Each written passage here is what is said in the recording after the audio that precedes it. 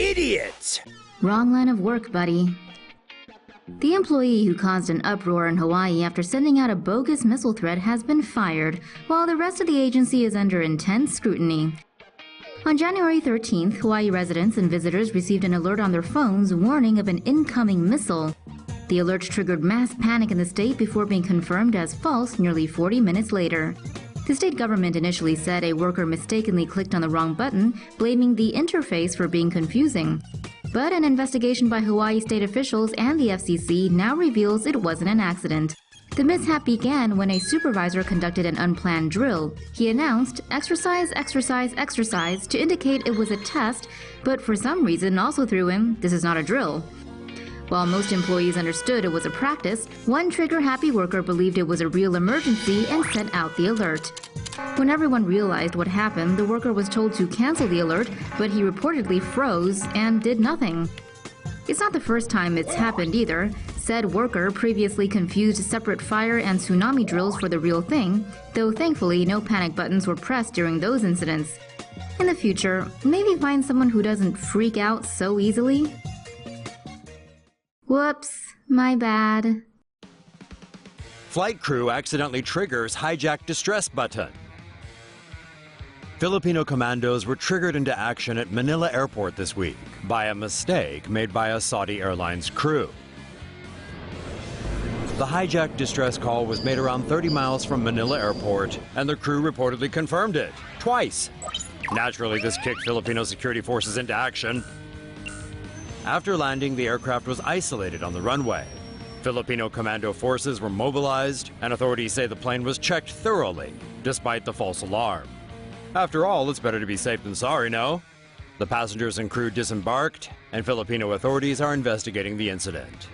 Now, if that were us, and we found out they'd mistakenly triggered us twice, we'd have ejected the crew in a, let's just say, not-so-friendly manner. Scottish SPCA mistakes harmless snake for green mamba and kills it. The Scottish Society for the Protection and Care of Animals is taking heat after it froze a harmless green snake to death in a case of mistaken identity. The snake was found on a cargo ship that had returned from West Africa on November 9th. Scottish SPCA workers were called in and captured the reptile, which they thought was a venomous green mamba. They moved the snake to their rehoming center in Drumoak in Aberdeenshire. But the closest anti-venom for a green mamba was in Bedford, 8 hours away by car. And the workers could not find a reptile specialist who could take in the snake. So, due to severe health and safety concerns, they decided it had to be euthanized. In a freezer! Only after the poor thing died a horrible death did they realize it was a harmless green tree snake. It wasn't venomous and didn't even have fangs.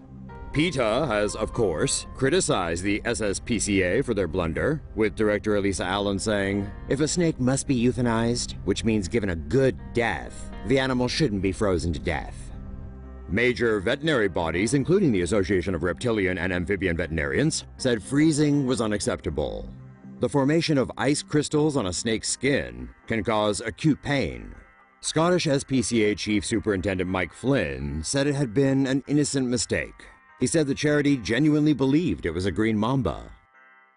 Autistic man mistaken as a murderer on Taipei Metro. An autistic man playing on a calculator was mistaken as a murderer by incompetent Taipei City's strap hangers who called police after freaking out. Less than intelligent passengers were seen rushing out in panic on CCTV footage. Police and Metro workers immediately arrived at the scene and removed the 24-year-old man from the subway car. The man, surnamed Zhang, who has autism, was quietly using his calculator on the Metro towards Banqiao yesterday afternoon when he accidentally touched a male passenger sitting next to him. After noticing the unusual facial expressions that Zhang had, the passenger grabbed a fire extinguisher and tried to defend himself.